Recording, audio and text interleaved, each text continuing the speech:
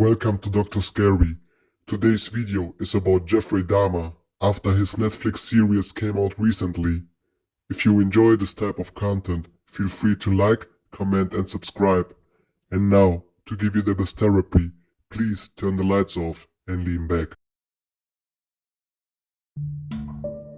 Dahmer was born May 21, 1960 in Milwaukee, Wisconsin, the first of two sons of Joyce Annette and Lionel Herbert Dahmer. Lionel Dahmer was of German and Welsh ancestry, and Joyce Dahmer was of Norwegian and Irish ancestry. From an early age, Dahmer manifested an interest in dead animals. His fascination with dead animals may have begun when, at the age of 4, he saw his father removing animal bones from beneath the family home. According to Lionel, Dahmer was oddly thrilled by the sound the bones made and became preoccupied with animal bones, which he initially calls his fiddlesticks. He occasionally searched beneath and around the family home for additional bones and explored the bodies of live animals to discover where the bones were located. When he reached puberty, Dahmer discovered he was gay. He did not tell his parents. In his early teens, he had a brief relationship with another teenage boy, although they never had intercourse. By Dahmer's later admission, he began fantasizing about dominating and controlling a completely submissive male partner in his early to mid-teens, and his masturbatory fantasies gradually evolved to his focusing upon the chests and torsos of the focus of his fantasies. These fantasies gradually became intertwined with dissection. When he was about 16, Dahmer conceived a fantasy of rendering unconscious a particular male jogger he found attractive, and then making sexual use of his body. On one occasion, Dahmer concealed himself in bushes with a baseball bat to lie in wait for this man. However, he did not pass by on that particular day. Dahmer later admitted this was his first attempt to attack and render an individual submissive to him. Dahmer committed his first murder in '78, 3 weeks after his graduation. On June 18, Dahmer picked a hitchhiker named Stephen Mark Hicks, who was almost 19. Dahmer lured the youth to his house on the pretext of drinking.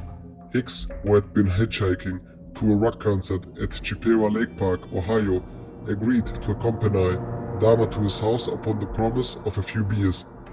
According to Dahmer, the sight of the bar-chested Hicks standing at the roadside stirred his sexual feelings, although when Hicks began talking about girls, he knew any sexual passes he made would be rebuffed.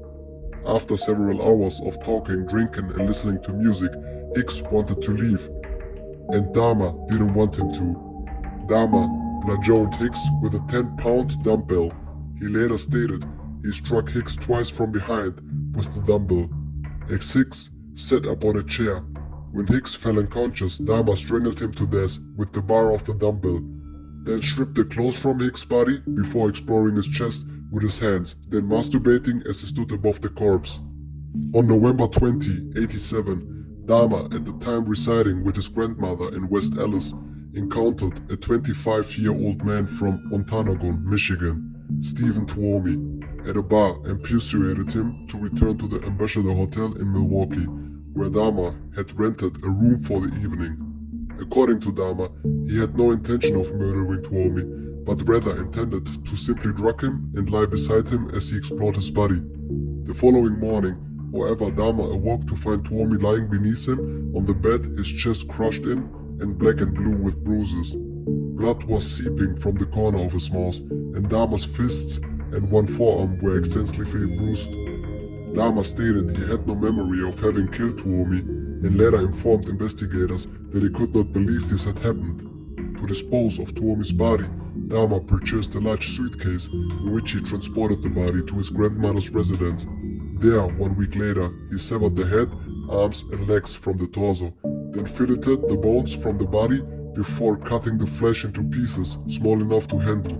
Dahmer then placed the flesh inside plastic garbage bags. He wrapped the bones inside a sheet and pounded them into splinters with a sledgehammer. The entire dismembered process took Dahmer approximately 2 hours to complete.